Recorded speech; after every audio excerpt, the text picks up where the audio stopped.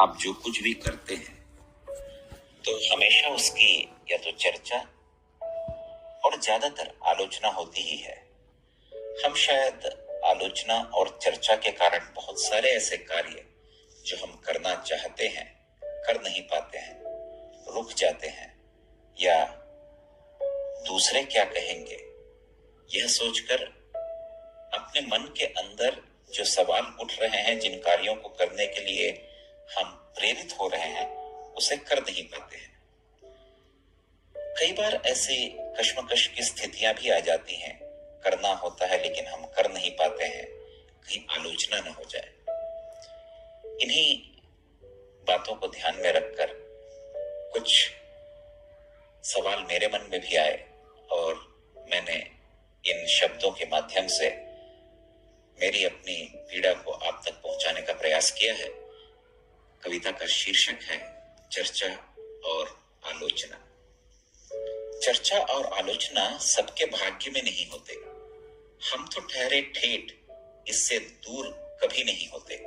जो ठानी है करने को बस कर गुजरते हैं, जिसे जो कुछ भी कहना है बस कहने देते हैं।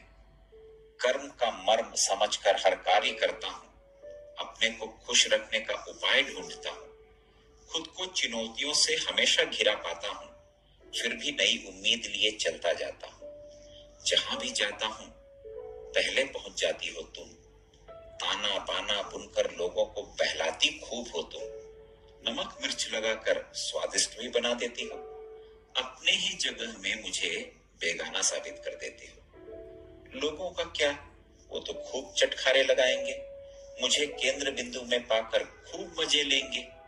उनका भी समय आसानी से कट जाएगा, निंदा पुराण का एक अध्याय लिखा जाएगा। आलोचना मेरी मुझे हमेशा आलोकित करती है, नए मानदंड के साथ अग्रसर होने की प्रेरणा देती है, नवीन सोपानों को प्राप्त करने का साहस भरती है, मेरे अंदर के सुप्त मैं को क्रियाशील बनाती है। चर्चा का विषय बनना भी कम संतुष्टि का नहीं है। नहीं होकर भी उनके साथ रहना सबके बस में नहीं है।